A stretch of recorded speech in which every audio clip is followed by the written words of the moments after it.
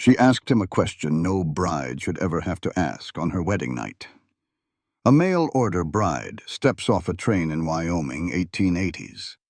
She's not looking for love. She's running from a nightmare. 5 years of captivity that broke everything inside her. He's a 26-year-old man with hands strong enough to build a house, but too gentle to ever touch a woman. The town calls him weak, pathetic. A man who had to buy a wife from a catalog. But here's what nobody knew. She wasn't running to him. She was running from a debt collector who would burn down everything, and everyone, to drag her back. And he was about to discover that being soft doesn't mean being weak. What happens when two broken people become each other's only hope for survival? True strength isn't about dominance, it's about having the power to hurt and choosing to protect instead. This story reminds us that healing doesn't come from being saved. It comes from being seen fully, honestly, and loved anyway. If this story touched something in you, leave a comment telling me which moment hit the hardest. And if you want more stories that actually mean something, you know what to do. The wind in Wyoming did not simply blow, it scoured. It pressed against a man's chest like a physical weight and stripped the moisture right out of his eyes. Elias Thorne stood on the wooden platform with his hat pulled low, listening to the telegraph wires singing their mournful song overhead. He was 26 years old, though the sun and wind had already carved fine lines around his eyes. He was tall and broad in the shoulders from years of lifting beams and wrestling calves. But despite his size, Elias held himself with a quiet, shrinking posture, like a man trying to take up less space than God had given him. His hands were twisting the brim of his hat. Those hands were calloused and scarred from honest work. They could build a fence or calm a spooked horse, but right now they were trembling with a fear that no stampede had ever put in him. He was waiting for a wife. The thought made his stomach turn over in a slow, sickly rotation. He glanced toward the town of Blackwood, a settlement that looked like it had been nailed together in one bad week. False-fronted buildings and raw timber shacks leaning into the endless wind. Two men sat on the porch of the general store with their boots propped up on the railing. One of them was a thick-necked ranch hand named Jeb, who had delighted in tormenting Elias since they were boys in school together. Jeb pointed and laughed. The wind snatched the sound away, but the gesture was clear enough. "There goes Elias," they would be saying. Too soft to court a girl proper, so he had to buy one from a catalog. Elias turned his back to them and stared down the iron rails that converged in the distance. He had not done this out of desire. He had done it because the silence in his half-finished cabin had become unbearable. He had done it because a man alone in this country was a ghost before he was dead. And if he was being honest with himself, he had done it because the thought of walking into the brothel on the edge of town or trying to speak to the daughters of the church congregation paralyzed him with a shame he could not put into words. A mail-order bride was a business arrangement. It was paper and ink. It was safe. Or so he had told himself when he sent that letter and the bank draft for her ticket 3 months ago. A low rumble vibrated through the planks beneath his boots. Black smoke smeared the horizon. The train was coming. Elias wiped his palms on his trousers. He felt a desperate urge to run, to mount his horse and gallop back to the safety of his empty claim. But his feet stayed rooted to the platform. He was a man who kept his word, even when his word terrified him. The locomotive grew from a speck to a roaring iron beast, grinding to a halt with a screech that set his teeth on edge. Steam hissed and enveloped the platform in a damp, sulphurous cloud. Passengers began stepping down. A salesman with a sample case. A family of homesteaders looking bewildered and dusty. A few miners heading up to the hills. And then her. She stepped down from the second car with a slow, deliberate movement, clutching a small, battered trunk in one hand and a worn leather Bible in the other. Her dress was dark gray wool that had seen better days, patched neatly at the hem. Her bonnet hid her face until she lifted her chin to scan the platform. Clara Vance was not the blushing, rounded girl the advertisement might have implied. She was lean and sharp-angled, with pale skin that looked like it had not seen proper sunlight in years. Her hair, tucked severely beneath her bonnet, was the color of dried wheat. But it was her eyes that stopped Elias cold. They were blue. They were cold and flat. And they moved over the crowd not with curiosity, but with the rapid calculating assessment of an animal looking for a trap. She saw him. She saw the way he stood apart from the others, holding his hat like a shield. She walked toward him, her movement smooth and contained. Elias swallowed hard and stepped forward. "Miss Vance?" he asked, and his voice cracked. He hated himself for it. She stopped 3 feet from him. She did not smile. She set her trunk down and folded her hands over her Bible. "Mr. Thorne." "Yes, ma'am." "Elias. Elias Thorne." "Clara," she said. Her voice was low and devoid of any warmth. It was a voice that expected nothing good from the world. "I trust the journey is over." "Yes, ma'am. The wagon is just over yonder." He reached for her trunk, but she flinched. Her hand darted out to intercept his. For 1 second, her cold, dry fingers brushed his wrist before she pulled back, clutching her hand against her chest like he had burned her. "I can manage my own things," she said sharply. Then she smoothed her tone with a practiced hollow politeness. "It is not heavy."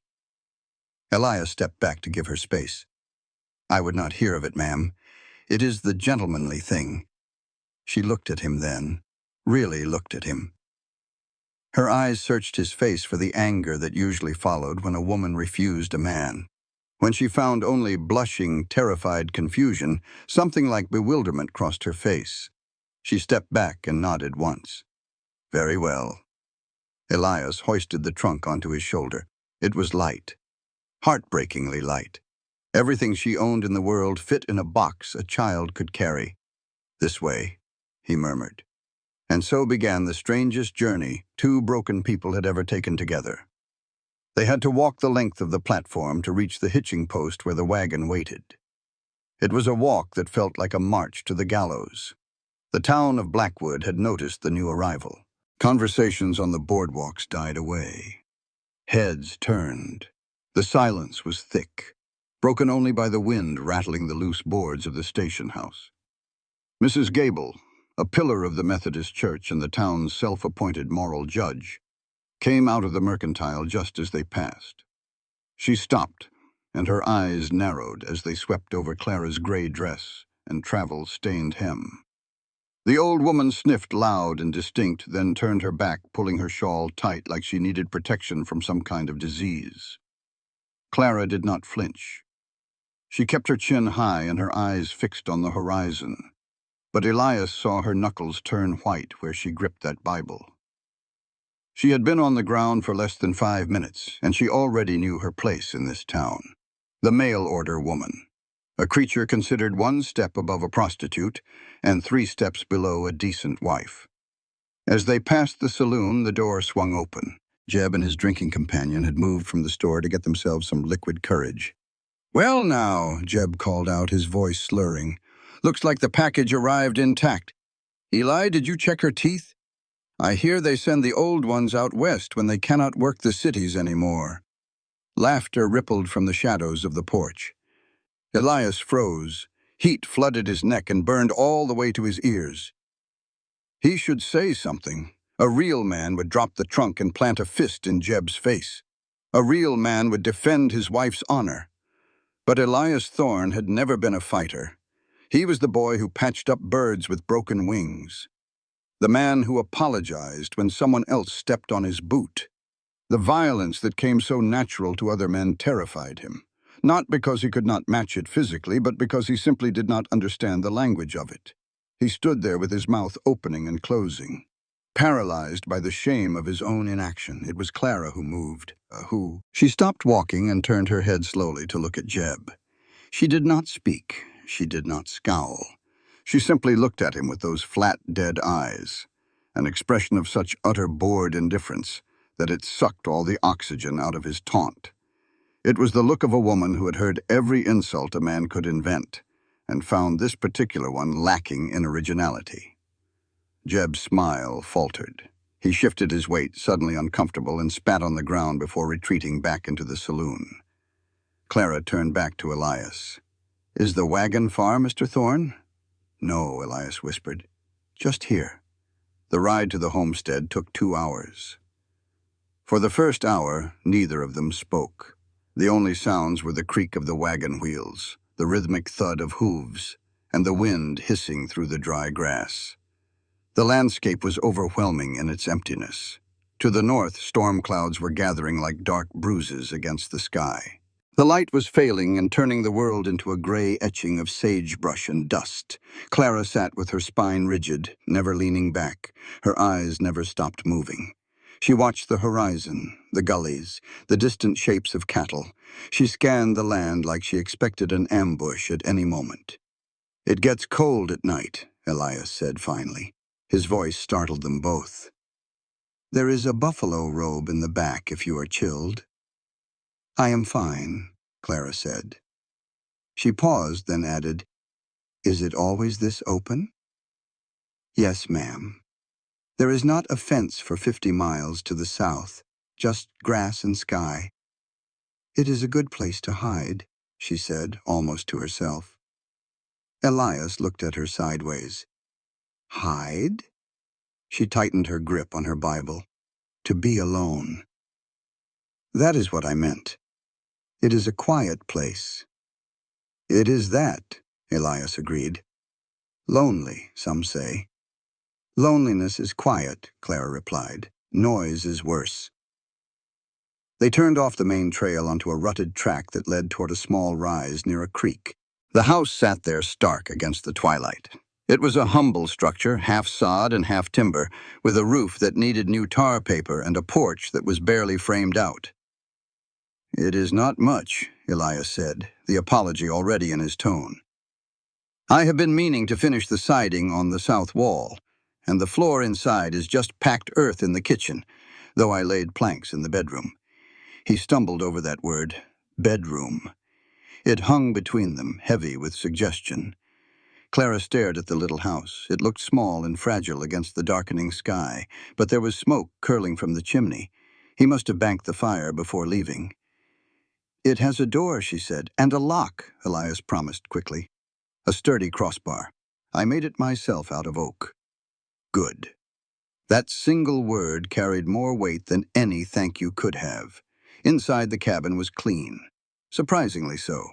The main room served as kitchen and living area with a cast-iron stove, radiating dying heat. A table with 2 chairs sat in the center. To the right was a door that led to the only other room. Elias lit the kerosene lamp, and golden light pushed back the shadows, revealing how sparse his life truly was. A single shelf of books, a tin of coffee, a calendar from the feed store. "I have stew on," Elias said, moving to the stove. "Just needs heating." "I can do that," Clara said quickly. "That is part of the bargain. You have had a long journey, ma'am. Please sit." She hesitated, then sat on the edge of one of the chairs. She watched him move. He was clumsy with the ladle, his hands shaking slightly, but he set a bowl before her with a kind of reverence that was almost painful to witness. They ate in silence while the wind rattled the door on its hinges. Every time a coyote howled in the distance, Clara's spoon paused halfway to her mouth. When the meal was finished, the silence stretched thin as wire. There was nothing left to do. The plates were cleared, the fire was banked. The clock on the mantel ticked loud in the quiet, and the question neither of them wanted to face hung in the air between them like a loaded gun. What happened next would change everything. Elias stood up from the table. He took off his hat and ran a hand through his hair, trying to find words that would not come. "I expect you will be wanting to rest," he finally managed. Clara rose too. Her face had gone pale as the lamplight, smooth as a mask. Something flickered in her eyes. Fear, maybe. Or resignation. "Yes. The bedroom is through there." Elias pointed to the door. "I brought your trunk in already." Clara walked to the door and opened it. She stood there looking at the bed. It was a sturdy frame covered in a patchwork quilt with 2 pillows resting side by side. It was the only bed in the house. She turned to face him. The calm she had worn like armor all day was starting to crack. Her chest rose and fell too fast. She looked at the door, then at him, then back at the bed. She was calculating distances. The weight of him, the likelihood of survival. "Mr. Thorne," she said. Her voice was steady but brittle as dry glass. "Elias. We should speak of the arrangements before—" She could not finish the sentence. Elias stood by the table with his hands hanging useless at his sides. "Arrangements?" "The marriage," Clara said. "I am your wife now. I signed the papers at the office in Cheyenne before the last leg of the trip, just as the proxy arrangement required. I understand the duties that come with that." "Duties," Elias echoed. The word sounded strange in his mouth. Clara began to unbutton the cuffs of her gray dress. Her fingers moved with mechanical efficiency. There was no seduction in it. It was the motion of someone preparing for an unpleasant but necessary task. "I am not a woman who plays games, Elias. I prefer to know the rules of the house right from the start. I cook, I clean, I mend. And at night—" She paused. Her eyes locked onto his with an intensity that made his blood run cold. "I need to know," she said. "Can you make me come?" The question hit the room like a gunshot. Elias blinked. The air seemed to leave his lungs all at once. He stared at her, his mind reeling, trying to make sense of what she had just asked. He had expected her to ask for water, or privacy, or maybe time to pray. What? Clara took a step toward him. Her expression was intense and searching. She was not asking out of desire. She was asking the way a soldier asks how many rounds the enemy has in his rifle. She needed to know the nature of the weapon pointed at her. She needed to know if he would demand performance, if he expected her to fake pleasure to stroke his vanity, or if he intended to use her body with a skill that might become its own kind of trap. "Can you?" she pressed, her voice trembling just slightly. "Because if you cannot, I need to know if you expect me to pretend. I need to know if I'm supposed to lie to you, or if you simply take what you are owed and then sleep." Elias felt the blood drain from his face, leaving him cold as the wind outside. He looked at this woman, this stranger with the haunted eyes, and he felt a crushing wave of inadequacy wash over him. He was 26 years old. He lived on the edge of the civilized world. And he had never so much as kissed a woman. He looked down at his boots, unable to meet her gaze. The shame was a hot, bitter taste in his mouth. "I do not know how," he whispered. The silence that followed was absolute. "I do not know how," Elias repeated. His voice cracked and he forced himself to look up, expecting to see disgust on her face. He expected her to laugh the way Jeb laughed. He expected her to realize she had sold herself to a man who was not even a real man at all. "I have never—" "I am a virgin, ma'am."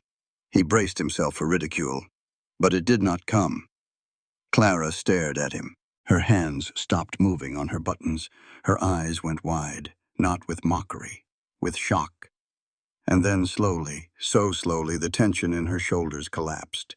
She let out a long, ragged breath that sounded almost like a sob. It was relief. "You have never?" she asked softly. "No, ma'am." Elias was miserable with shame now. "I kept to myself mostly. My mother raised me strict, and then, well, the brothel in town. It never seemed right. And I never had a sweetheart. Never knew how to talk to women proper." Clara closed her eyes for a moment. When she opened them again, the cold calculation was gone. In its place was a tentative, confused wonder. A man who did not know.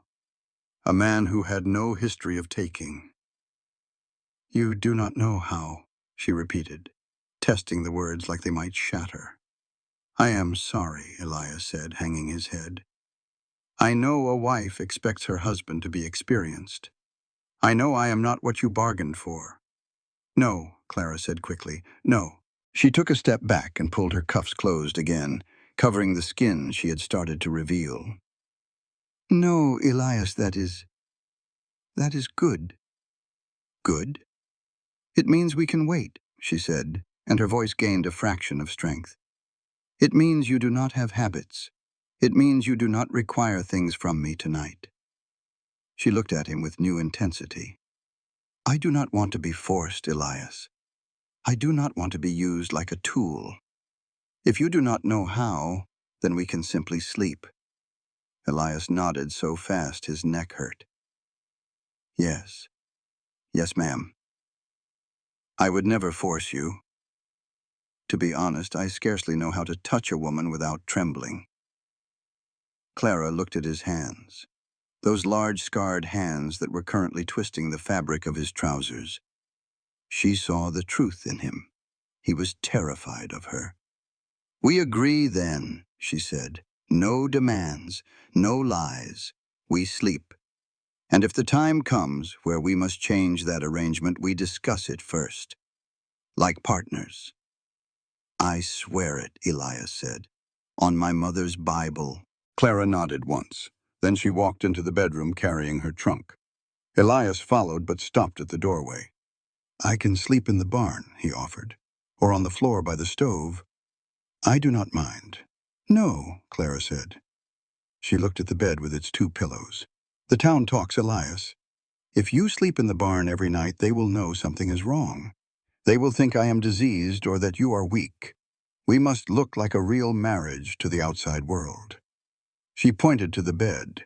It is large enough. You stay on your side, I stay on mine. Yes, ma'am. They prepared for bed in separate corners of the room, turning their backs to each other to undress down to their undergarments. Elias blew out the lamp and the room plunged into darkness. The wind picked up outside, screaming around the corners of the house like a living thing trying to get in. Elias lay on the far left edge of the mattress, his body rigid as a board. He was terrified that even his breathing might somehow offend her. He could feel the warmth of her body just a foot away, but he did not move. He did not dare. Clara lay on her back, staring up at the ceiling she could not see. She was safe. For tonight, at least, she was safe. The man beside her was a boy in a man's body, frightened and gentle. But as she lay there, her mind drifted back to something she had tried to push away, the moment she stepped off the train. She had been scanning the crowd for her husband, but her eyes had caught something else entirely.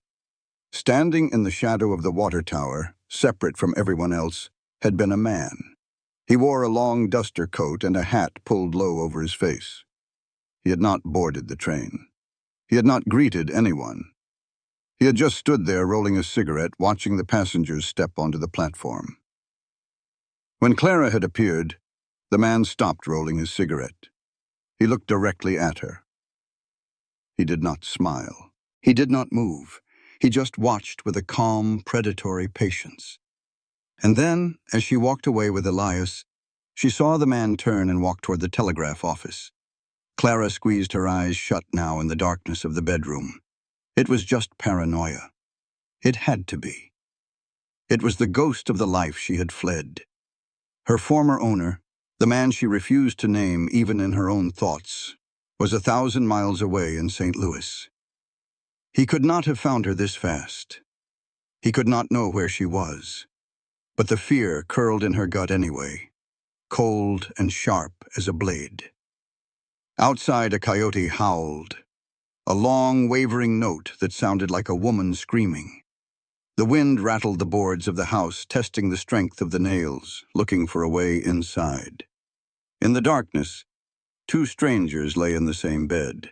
They were separated by a foot of cold quilt and a lifetime of damage. Both of them were afraid.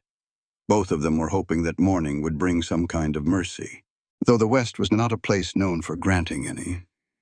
"Good night, Elias," Clara whispered into the dark.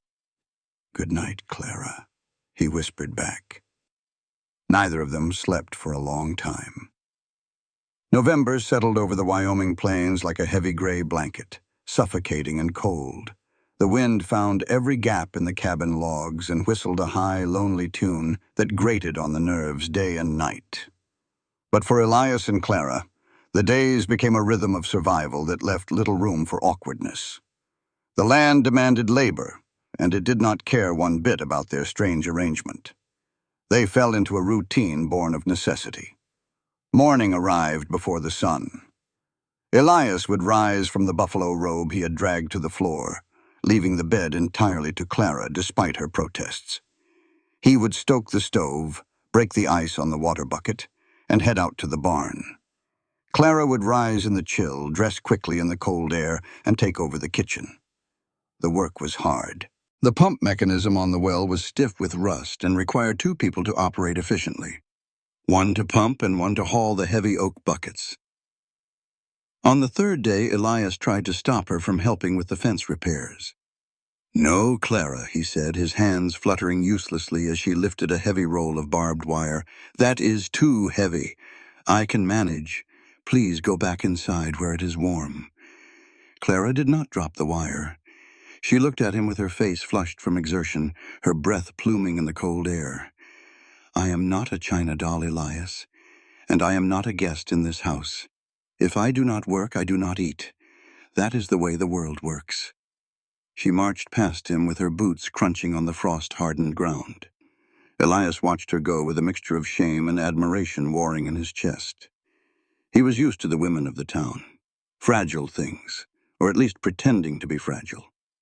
Women who expected men to shield them from every hardship. Clara attacked work with grim efficiency. She held the fence post steady while he hammered. She twisted the wire with gloved hands, not flinching when a barb caught her sleeve and tore it. She was nothing like what he had expected. And slowly, day by day, something began to change between them. The intimacy between them grew not from grand gestures, but from the quiet, unavoidable friction of living together in a small space. It happened when the stove handle broke. Elias was moving the heavy iron lid when the rusted handle snapped clean off. The lid fell and his hand came down on the scorching metal. He hissed in pain and jerked back, the instinct to hide his weakness kicking in immediately. But Clara was already there before he could retreat to nurse the burn alone. She took his hand in hers without asking permission. Her fingers were cool and firm as she led him to the wash basin. She packed snow from the windowsill against the angry red welt on his palm. She dried his hand with a clean cloth, her touch methodical but gentle. Elias watched the top of her head as she worked. A stray lock of wheat-colored hair had fallen over her brow.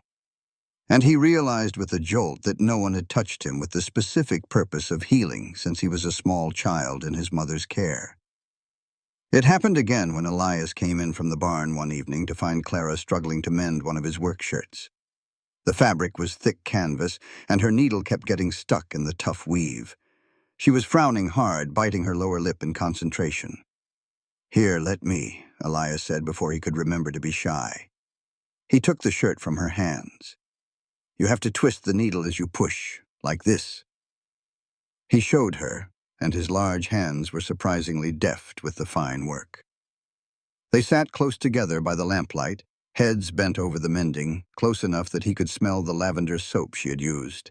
Neither of them mentioned how close they were sitting. And it happened on a Tuesday afternoon when the mule decided he had worked enough for one lifetime. Old Silas was supposed to be pulling the wagon to the creek for water.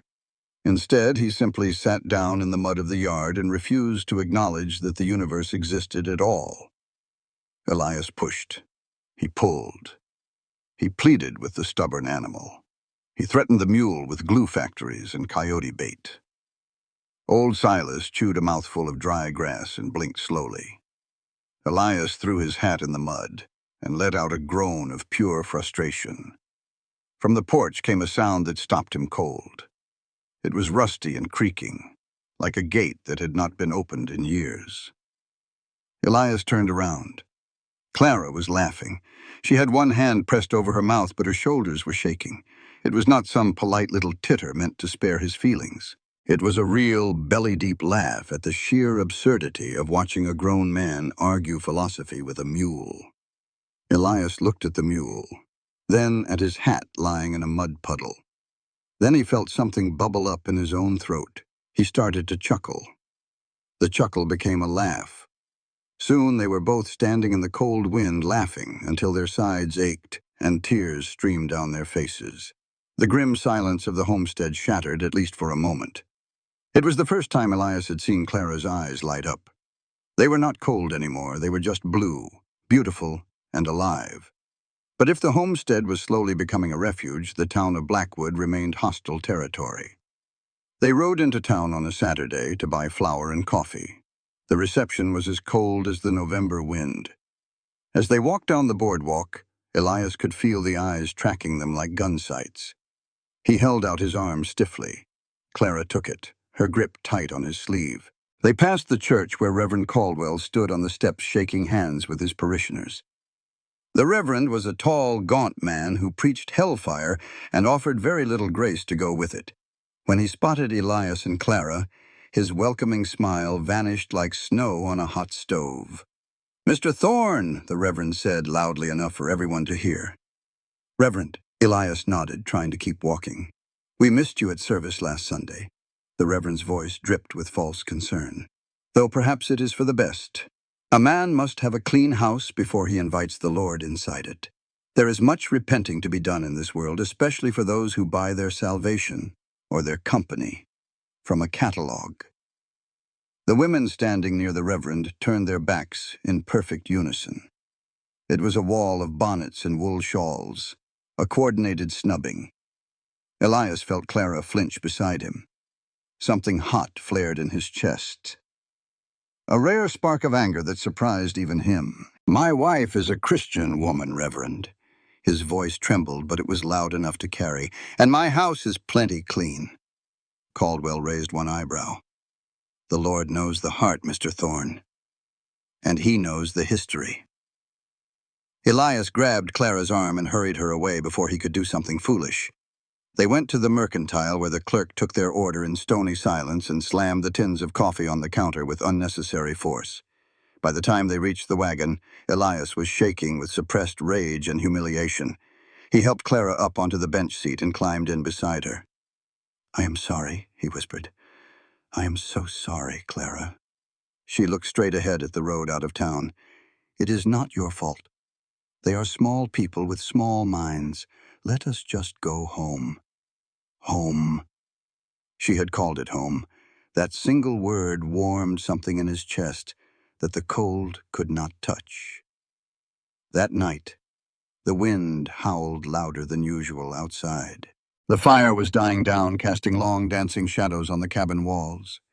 Clara sat in the rocking chair, staring into the embers. Elias was by the door, oiling his boots. "Elias," she said quietly. He looked up. "Yeah. Why are you like this?" He blinked. "Like what?" She gestured at him with one hand. "You are strong enough to build this house with your own 2 hands. You work until your palms bleed. But you act as if you have no right to take up space in the world. You say you are a virgin, but I know religious men. They are usually the cruelest of all. So what is it? What made you this way?" Elias set down the boot he was holding. He wiped his hands slowly on a rag, taking his time before answering. "It is not religion," he admitted softly. "Not mostly, anyway." He stared at the fire for a long moment. "My father was a hard man. Not to me for the most part, but to my mother. He believed being a man meant taking what you wanted without asking. He used to say that the land and the woman were the same. You had to break them both until they yielded to you." Elias swallowed the lump forming in his throat. "I saw things when I was a boy. I saw how my mother shrank over the years, how she stopped singing, how the light went out of her eyes. And then when I was 18, I went on the cattle drives. I saw what the men did in the towns we passed through, the way they grabbed at women, the way they laughed when a woman said no like it was the funniest joke they ever heard. They thought it was their right." He finally looked up at Clara. His eyes were wet, but he did not wipe them. "I decided then and there that I would rather be alone my whole life. I would rather be mocked for being soft than ever be the reason a woman looked at me with fear in her eyes. I never wanted to take. I never wanted to be a thief of somebody else's peace." He let out a shaky breath. "So I just stayed away from women entirely. And I started to wonder if maybe there was something wrong with me. Maybe I was not really a man at all. The silence that followed was not empty. It was heavy with understanding, with recognition." Clara stood up slowly from the rocking chair. She walked to the window and looked out at the blackness of the night. "I was 16, she said. Her voice was flat, devoid of all the emotion that Elias had shown. Elias went completely still. "It was not a catalog that brought me here," Clara continued. "It was a debt. My father owed money to a man in St. Louis. He died before he could pay it back. The man came to collect. He said I could work off what was owed. He called it a job." She traced a crack in the window glass with her finger. "It was not a job. It was ownership. I was put in a house with other girls. We were not allowed to leave. The whole town knew. The police knew. Nobody helped us. They said we were fallen. They said we had chosen it." She turned to face Elias. Her jaw was tight, but her eyes were dry. "You are afraid of taking, Elias. I am afraid of being erased. Every time a man touched me against my will, I became less real. I became just a thing, a piece of furniture for them to use." She took a steadying breath, and her voice shook for the first time. "I came out here because I wanted to be a person again, even if it was just being a wife on paper. I wanted to exist." Elias rose to his feet. Every instinct told him to cross the room and pull her into his arms, to find the man in St. Louis and tear him apart with his bare hands. But he stayed where he was. He knew enough now to understand that she needed space more than she needed comfort. "You are real, Clara," he said fiercely. "You are the realest thing in this whole territory, and I swear to you on everything I have, I will never let anyone make you feel like a thing again."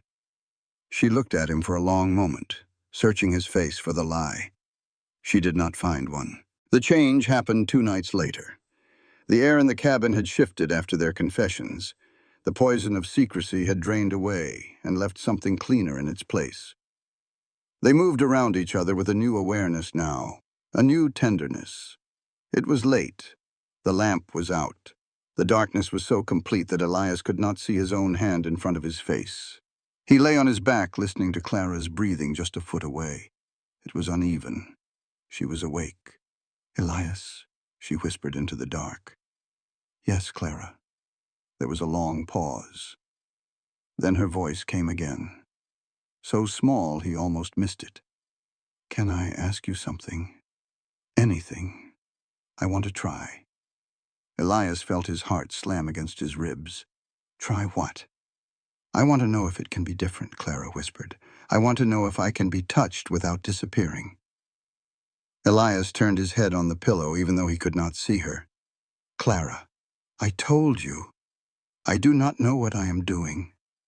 "I know," she said.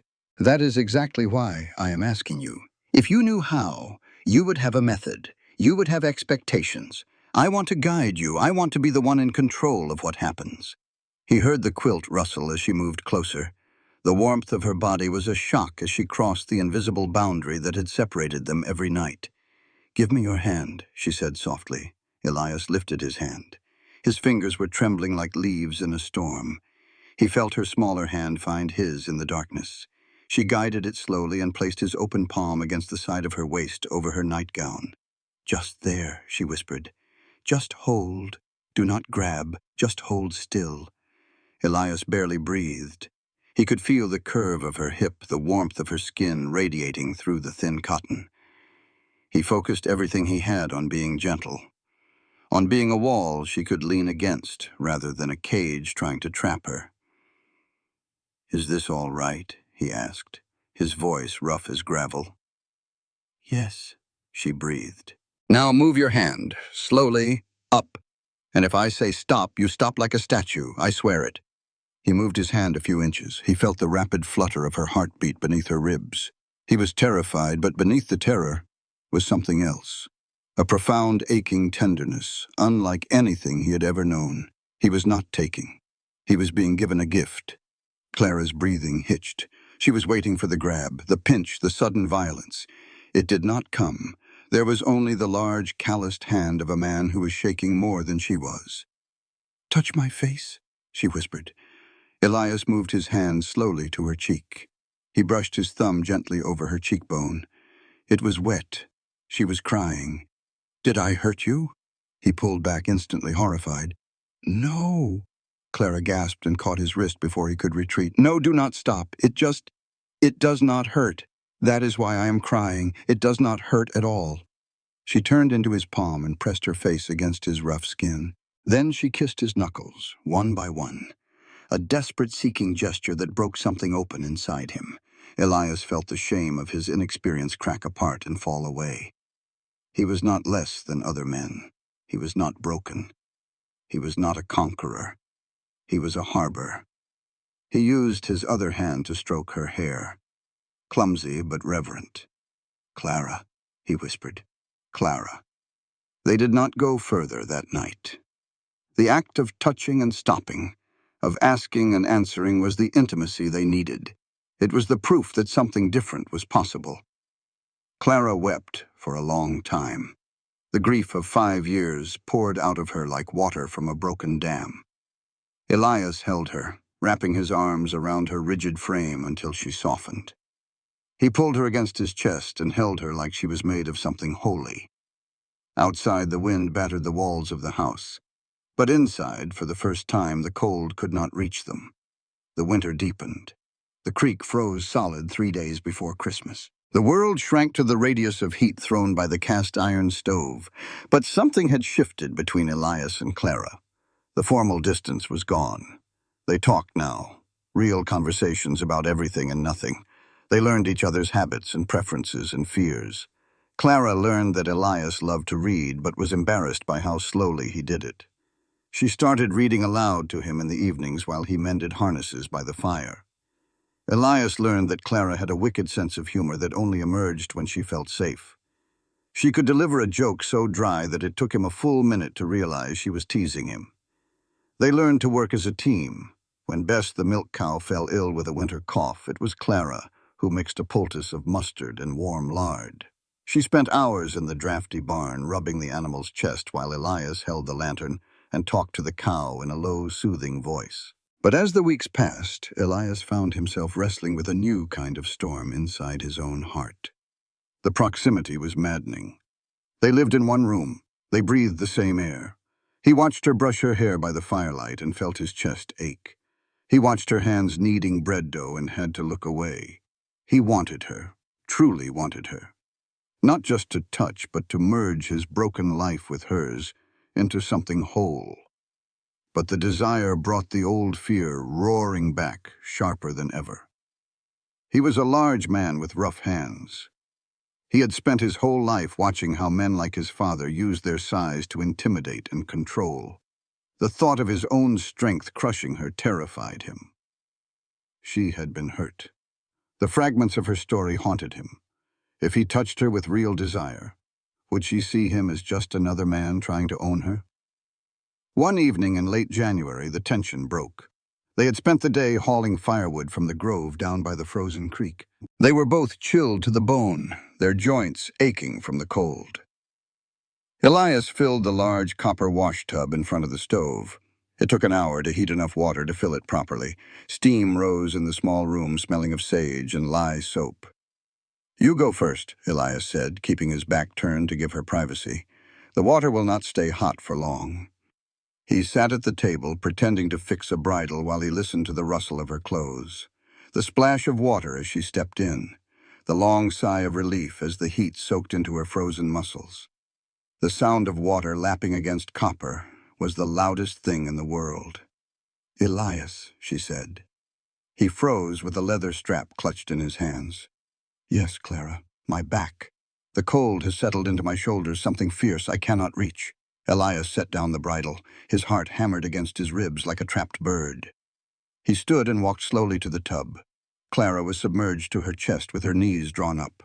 Her skin was flushed pink from the heat. She leaned forward and rested her forehead on her knees, exposing the long, elegant line of her spine. Elias picked up the cloth and the lavender soap she had bought with her egg money.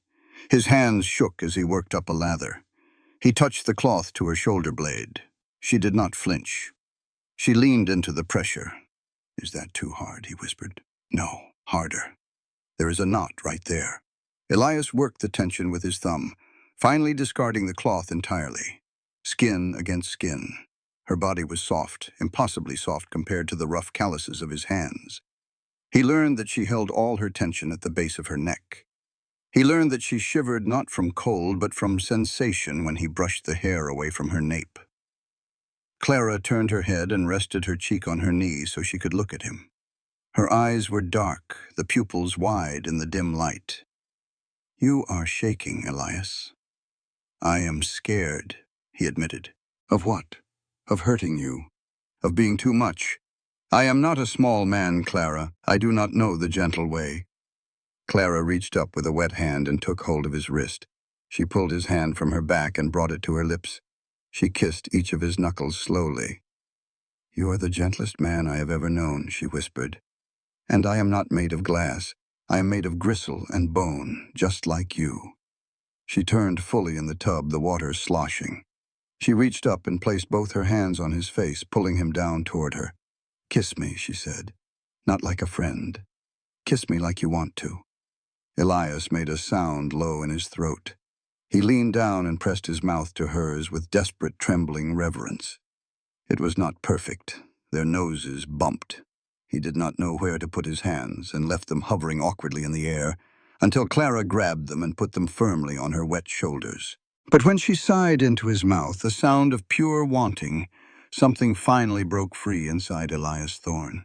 He kissed her deeply. He explored the shape of her mouth, the warmth of her tongue against his. He felt her fingers tangle in his hair and pull him closer. For the first time in his life, he understood that his body was not a threat. It was an instrument of connection.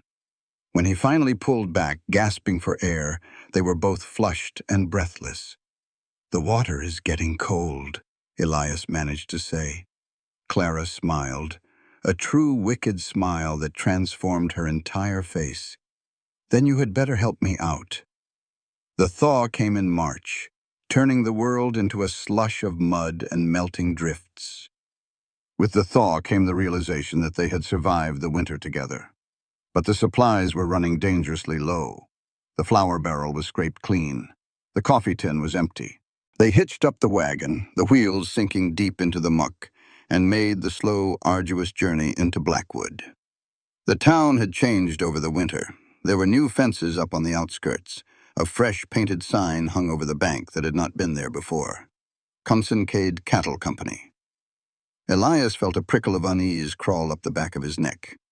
They went to the general store first. Mr. Henderson, the proprietor, looked nervous as a cat in a room full of rocking chairs. He weighed their flour and sugar quickly, with his eyes darting toward the door every few seconds. "You folks had best be careful," Henderson muttered as he wrapped their bacon. "Why is that, Mr. Henderson?" Elias asked, counting out the coins from his dwindling supply. "Cyrus Concencade is in town," Henderson said, lowering his voice to barely a whisper. "Bought out the livery stable and the freight office over the winter. He is buying up everything in sight. Says the small claims are inefficient. Says he needs the water access for his cattle herds." Elias went stiff as a fence post. "My claim has the only year-round creek in the South Valley." Henderson nodded grimly. "I know Elias, and so does he." Clara was across the store looking at a bolt of fabric. A pretty blue ribbon had caught her eye. She had not heard the conversation. The bell above the door jingled. The temperature in the store seemed to drop 10 degrees. A man walked in.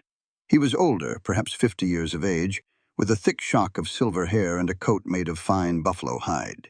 He did not look like any cattleman Elias had ever seen. He looked like a senator or a railroad baron. He was flanked by two men. One of them was the stranger Elias had noticed at the train station months ago. The one with the waxed mustache who had been watching Clara step off the train. Cyrus Concencade walked with the heavy, assured stride of a man who believes he owns the ground beneath his feet. "Henderson," he boomed. "I need 3 boxes of Havana cigars. Put them on my ledger." "Yes, Mr. Concencade." Henderson was practically cowering. Concencade turned and his gaze fell on Elias. He smiled. It was a thin, cruel expression that did not reach his eyes. "Mr. Thorne, I presume. I have heard much about you. The man who sits on the Sweetwater Creek claim." Elias stepped away from the counter, placing himself between Concencade and Clara. "Mr. Concencade, I sent a man to visit you last week, but the roads were impassable with all that snow," Concencade said smoothly. I have a proposition for you. I am expanding my operation. I am willing to offer you a fair price for your claim. $600. Cash.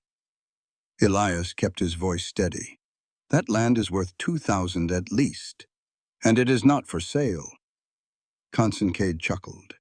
It was a dry, rasping sound like dead leaves scraping on stone. Everything is for sale, son. It is just a matter of finding the right currency. His eyes drifted past Elias and landed on Clara. She had frozen in place by the fabric bolts. She was staring at the man with the waxed mustache. Her face had gone white as bleached bone. "Ah," Consincade said, his voice dropping to a purr. "And this must be the bride, the import." He took a step toward her. The man with the mustache leaned in and whispered something in Consincade's ear. Consincade's eyebrows rose with interest. "Is that so?" he murmured. "Well, well. It seems we have mutual acquaintances in St. Louis. A Mr. Dalton speaks very highly of your talents." Clara did not move. Her face had gone beyond pale.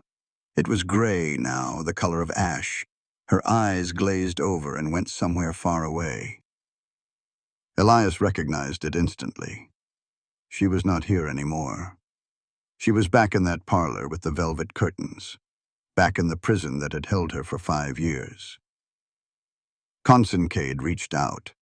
He did not grab her. He simply brushed a piece of imaginary lint from her shoulder. A possessive gesture. A test.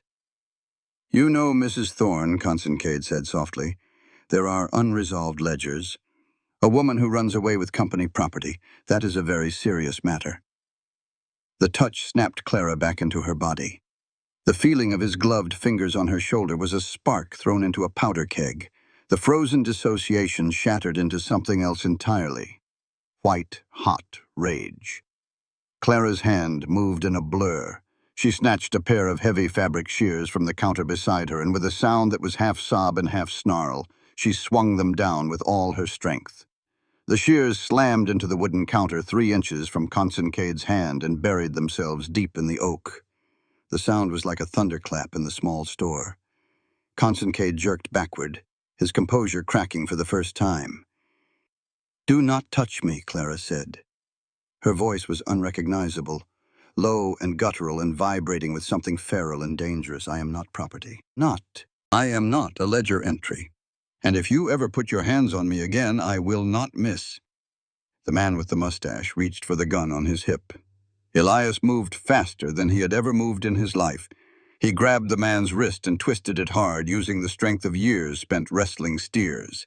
The man cried out in pain and dropped to one knee. "We are leaving," Elias said. His voice was calm, but his eyes were burning with a fire he had never felt before. He grabbed the sack of flour with one hand and took Clara's arm gently with the other. "Come, Clara." They backed out of the store. Consincade stood by the counter, staring at the shears still vibrating where they were embedded in the wood. He was not scared. He looked interested. "You have spirit," Consincade called after them. "I do enjoy breaking spirits. It makes the horse so much more valuable once the breaking is done." They did not go straight to the wagon. Elias pulled Clara into the narrow alley between the bank and the assay office. She was shaking violently now, the adrenaline crashing through her system. He took her by the shoulders. "Clara, look at me!" She looked up. Her eyes were wide and wild with terror. "He knows," she gasped. "He knows Dalton. They are going to take me back." "No," Elias said firmly. "No one is taking you anywhere." "But the law," Clara started. "The law here is Consincade," Elias said bitterly. "The sheriff drinks at Consincade's saloon. The judge plays cards at Consincade's table. But that does not mean we are helpless." "We have to run," Clara whispered. "We have to go to Oregon or California, leave everything behind and start over." Elias shook his head. "No. That is exactly what he wants. He wants us to run so he can take the water rights without a fight. If we run, we look guilty. If we run, they will hunt us down as fugitives and criminals." "Then what do we do?" she cried. "We fight," Elias said, "but not with guns. With—" "Not yet." He looked down the street at a small, dusty office above the feed store. A faded sign swung in the wind. "Thaddeus Holt, attorney at law, notary public.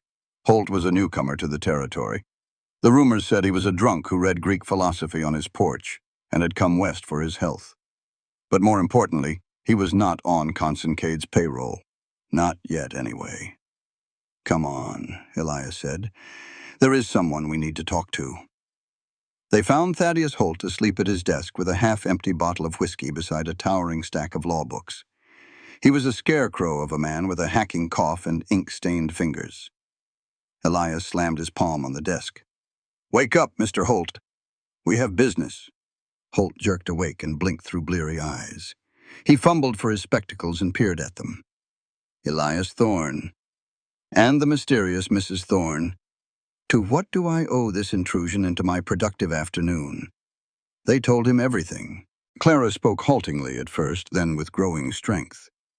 She told him about the debt her father had left behind, the contract she had been forced to sign at 16, the nature of the work, the years of captivity, the escape.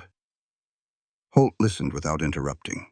The cynicism slowly faded from his face as the story unfolded.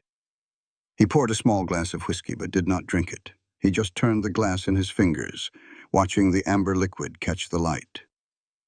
"And this Consincade," Holt said when she had finished, "he claims to represent this Dalton fellow?" "He implies it," Elias said. "He says there is a debt still owed."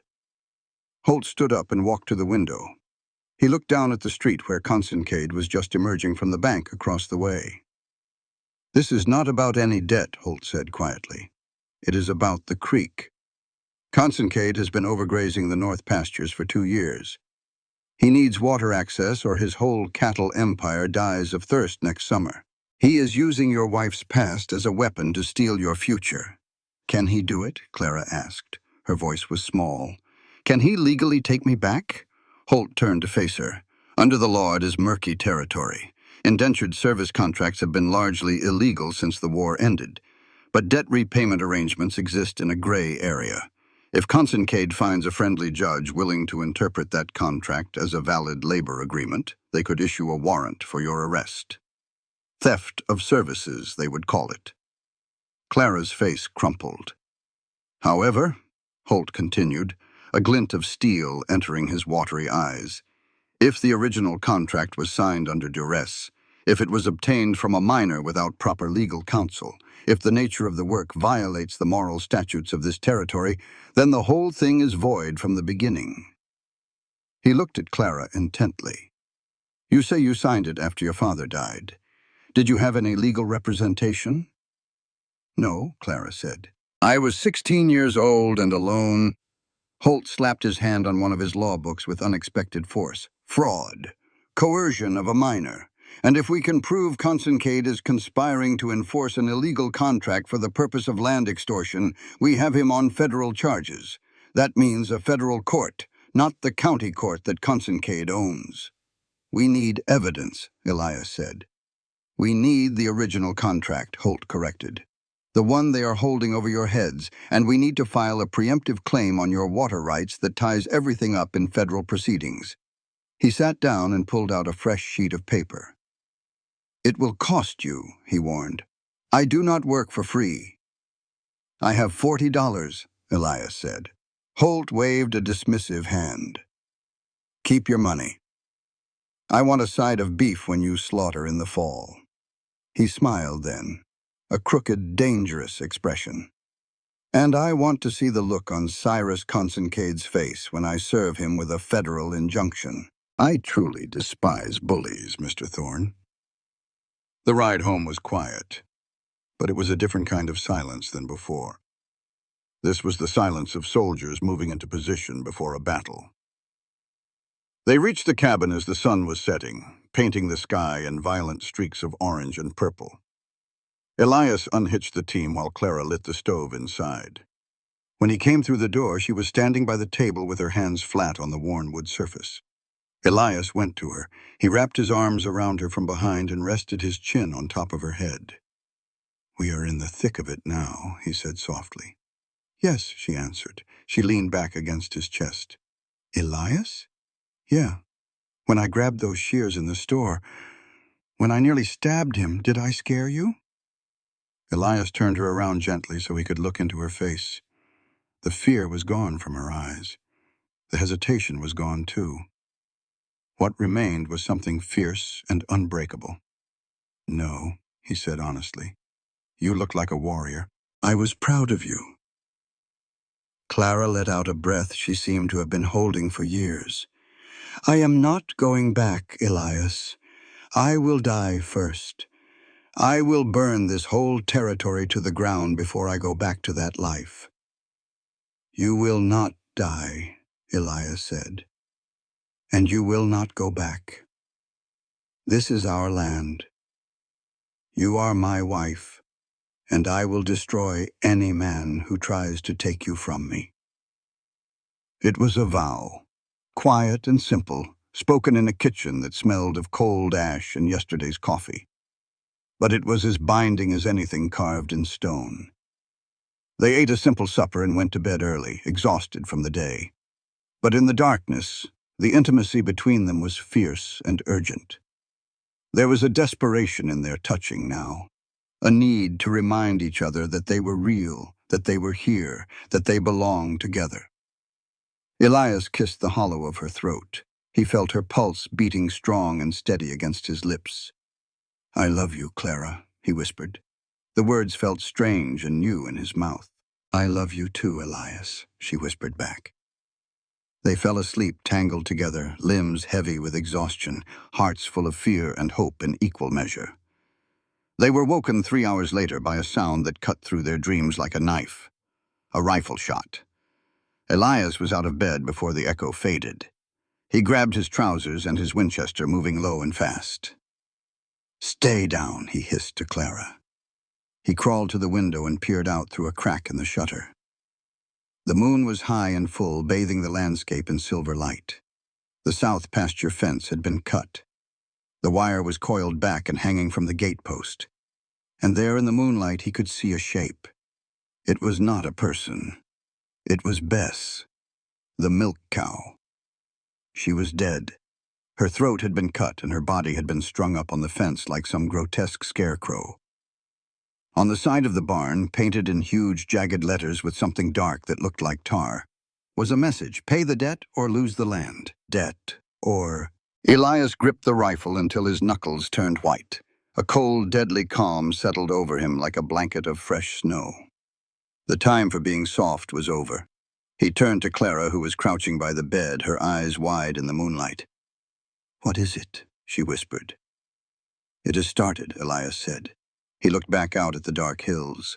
Somewhere out there, Consincade's men were watching. Let them watch, he thought. Let them come. The next weeks were a siege. Sheriff Grady arrived 3 days later with a piece of paper, an attachment order from the county court. Judge Holloway had signed it that very morning. "Means there is a dispute regarding title to this land," Grady explained, not meeting Elias's eyes. "You are not to sell any stock or move any timber or leave the county until the hearing is resolved." "That order is illegal," Elias said flatly. "Thaddeus Holt is filing an injunction with the federal court." Grady laughed bitterly. "Holt is a drunk, Elias. Judge Holloway does not read filings from drunks." He tossed the paper at Elias's feet. "Listen, boy. Consincade eats men like you for breakfast. She is just a woman, a mail-order girl with a spotted past. Is she really worth your land? Is she worth your life?" He nodded toward the cabin where Clara stood watching from the doorway. "Just send her back to St. Louis. Consincade says if you hand her over, the whole debt is cleared. He will even give you $500 for your trouble. You can start fresh. Find yourself a nice, clean girl from the church." Elias stepped forward. The snow crunched loud beneath his boots. "Get off my land, Grady." The sheriff's hand drifted toward his holster. "You threatening an officer of the law? I am telling a trespasser to leave. If you come back here without a federal marshal, I will treat you like any other hired gun coming onto my property uninvited." Grady stared at him for a long moment. He saw something in Elias's eyes that had not been there before. The softness was gone. The apologetic boy who used to back down from every confrontation had been burned away, leaving only cold, hard determination. Have it your way, kid. But do not say I did not warn you. He turned his horse and rode away. That night, someone set fire to the hay shed. Elias smelled the smoke first. Then he saw the orange glow through the window. By the time he reached the yard, the entire structure was engulfed in flame. The dry hay went up like gunpowder despite the winter moisture. Flames licked at the sky, casting a grotesque dancing light across the snow. "Get the horses!" Clara screamed from the porch. Elias ran to the adjacent barn. The heat was intense. Smoke billowed in the rafters. The horses were screaming and kicking at their stalls in terror. He threw open each stall door and slapped the rumps of the panicked animals, driving them out into the safety of the paddock. He managed to drag out the tack trunk and a few tools before the heat became unbearable. But the hay was gone. All of it. He stood in the snow with his face blackened by soot, watching the shed collapse into a pile of glowing embers. Without feed, the horses would starve before the spring grass came in. Without the horses, they could not work the land. It was a death sentence delivered with a match. Clara appeared beside him. She was staring at the fire with no expression on her face. "They did this," she said. Elias nodded grimly. He could see the tracks in the snow leading away from the back of the shed. 2 riders. They had come in from the north ridge, lit the fire, and vanished into the darkness. Clara waited until Elias went back to the barn to check on the horses. Then she did the hardest thing she had ever done. She wrote a letter. "My dearest Elias," she began. Her hand shook so badly the words were barely legible. "The fire was because of me. The cow was because of me. Next time it will be the house, and you will be inside it. I cannot let you die for a mistake I made 6 years ago. I am going to town. I will go to Consincade and tell him I ran away on my own. I will tell him you knew nothing. I will tell him I tricked you into the marriage. He will take me back and leave you alone. Do not come for me. Please. If you love me, let me save you this one time. I love you. You made me real again. Clara."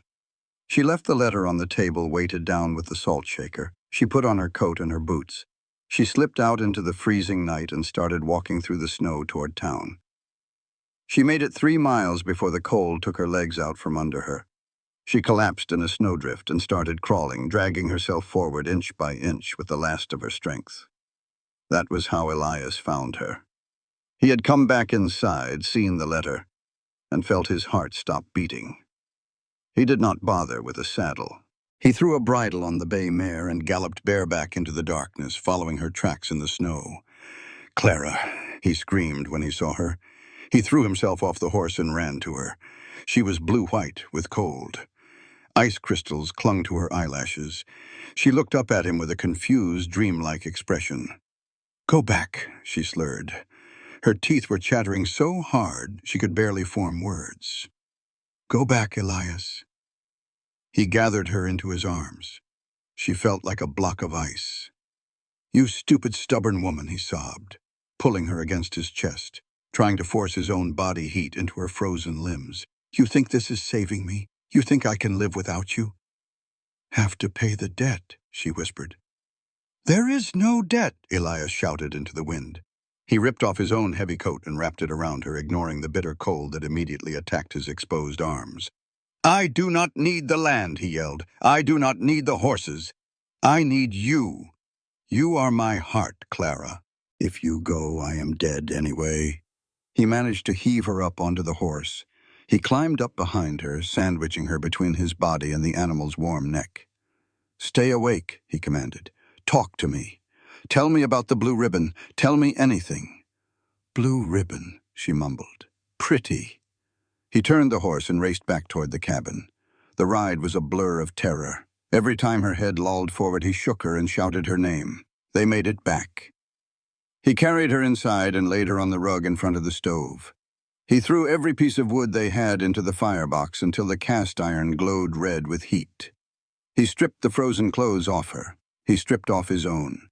He pulled the mattress from the bed and dragged it to the fire. He wrapped them both in every quilt and blanket they owned. He held her skin to skin, shivering violently as the cold slowly leached out of her body and into his. He rubbed her arms, her legs, her back. He kissed her frozen face and prayed harder than he had ever prayed in his life. Please, God, just this. I will never ask for anything else. Just let her live. It took an hour. Slowly, so slowly, the color began to return to her cheeks. She stopped shaking. Her breathing deepened.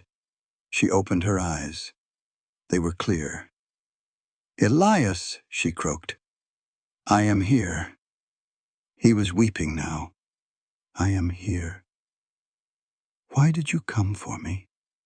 "Because I am selfish," he whispered, stroking her hair back from her face. "Because I cannot be the man I want to be without you." She buried her face against his chest and began to cry. Morning brought a cold, hard clarity. Elias sat at the table cleaning his rifle. Clara was wrapped in a blanket drinking hot water. They had no coffee left. They had almost nothing left. "We cannot stay here," Elias said. His voice was steady and calm in a way it had never been before. "He will burn the house next, and we will be inside it." "So we run," Clara said. "We go to Oregon." "Start over with nothing." "No." Elias shook his head. He spread a worn map out on the table. "If we run, we are fugitives. Consincade will send men after us. He will put a bounty on your head. We will spend the rest of our lives looking over our shoulders. Then what? We go to Cheyenne." Elias pointed to a spot on the map. "It is 70 miles south through the mountain pass. The territorial capital.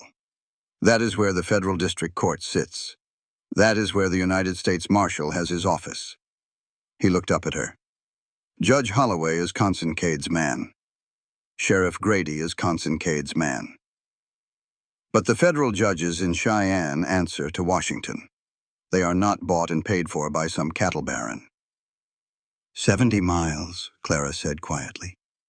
"In the snow, with horses that have no feed left. We take the strongest horse. We pack light. 4 days, maybe 5. It is suicide. Staying here is suicide," Elias countered. "At least out there we are moving. At least we are fighting." He reached across the table and took her hand. "I am done hiding, Clara. I am done apologizing for existing. I want my life back. I want our life." Clara looked at him for a long moment. Then she looked out the window at the blackened ruins of the hay shed, at the endless white expanse of prairie that stretched to the horizon. She turned back to face her husband. Her jaw was set with determination. "When do we leave?" "Now," Elias said, "before the snow starts falling again." They packed in, near silence.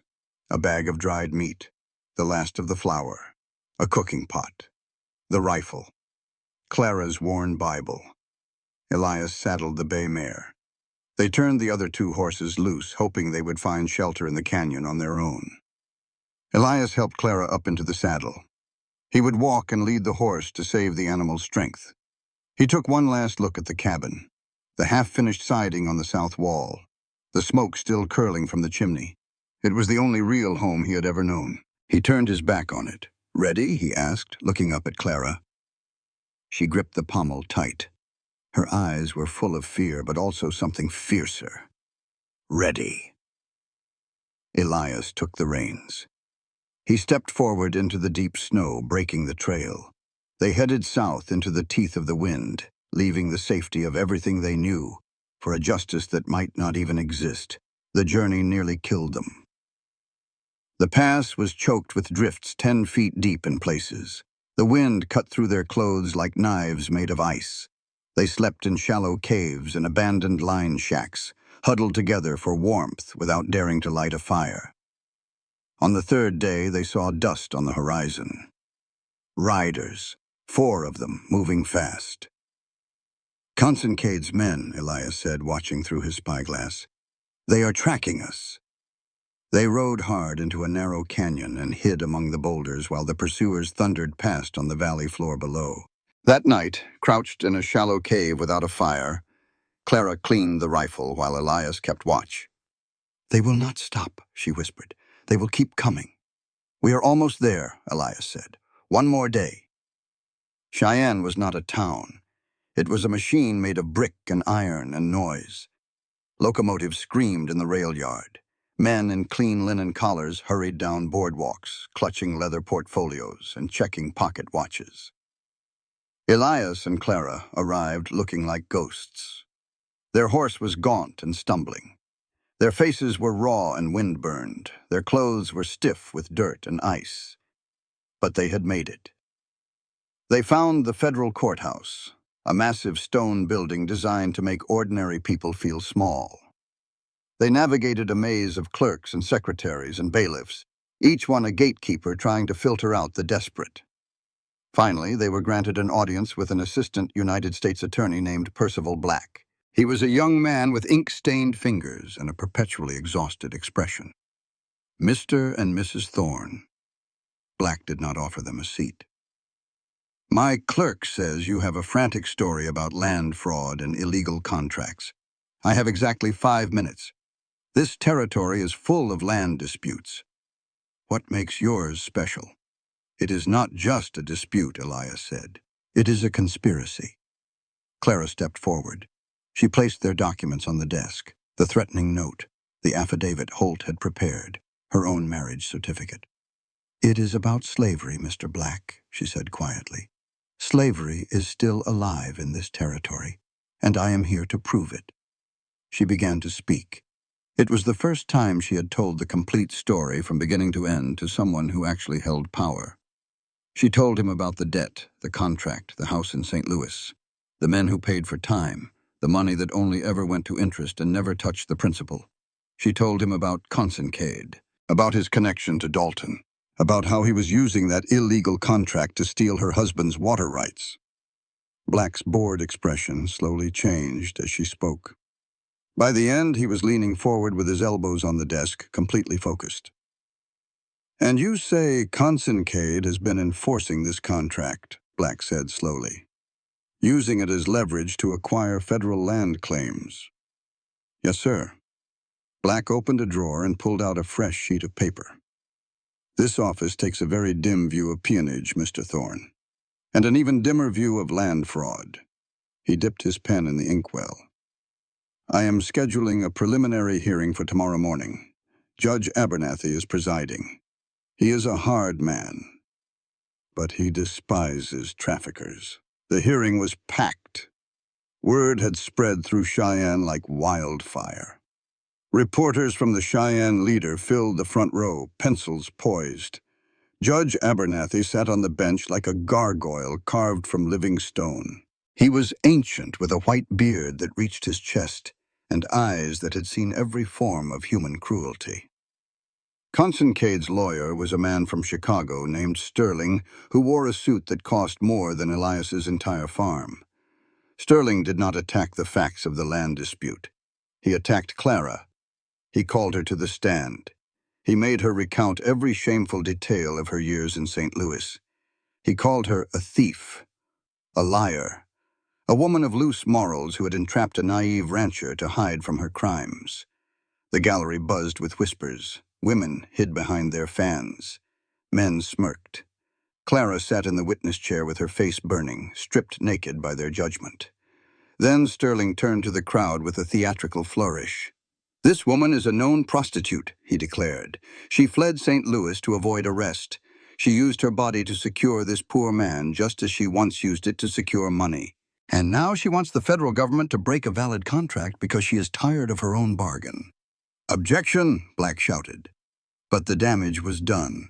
The judge looked at Elias. Mr. Thorne, Abernathy growled, do you have anything to say on your wife's behalf? Elias stood up. His legs felt like lead.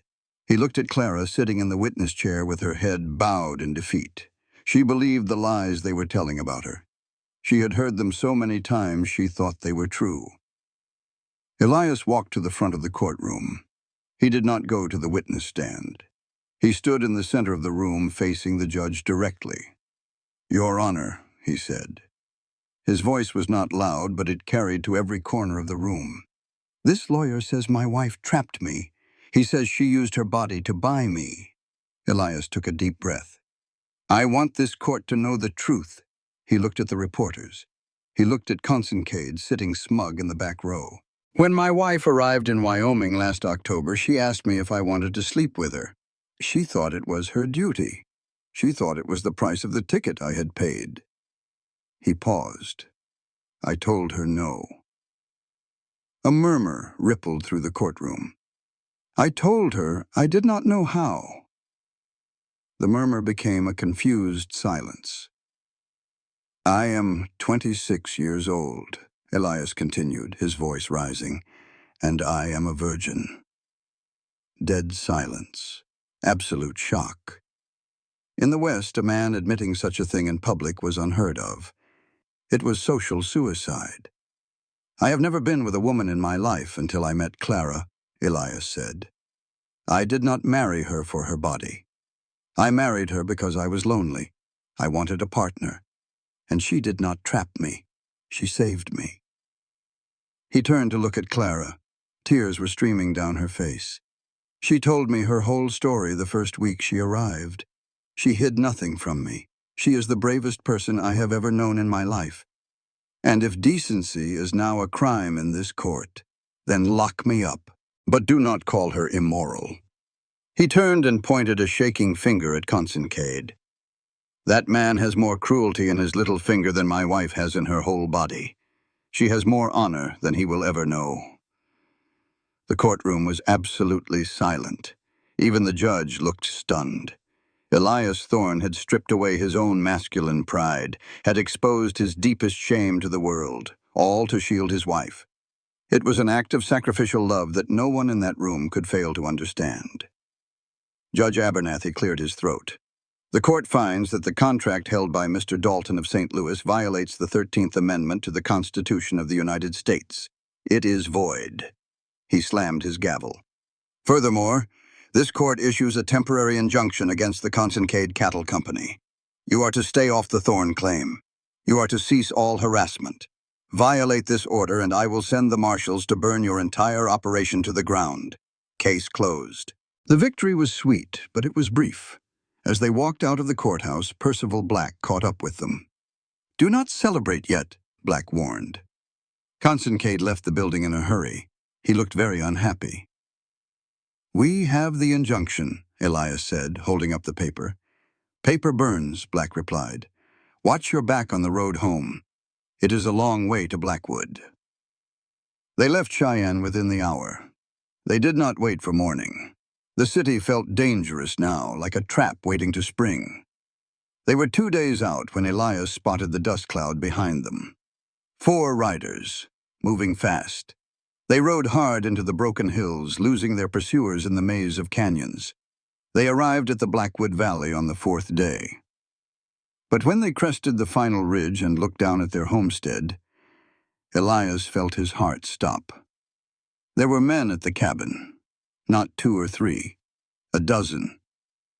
They were building new corrals, moving cattle onto the south pasture, Elias's pasture. And sitting on the porch of Elias's cabin, his boots propped up on the railing like he owned the place, was Cyrus Consincade. He ignored the injunction, Clara whispered. Elias lowered his spyglass. He has the sheriff with him, and the mayor.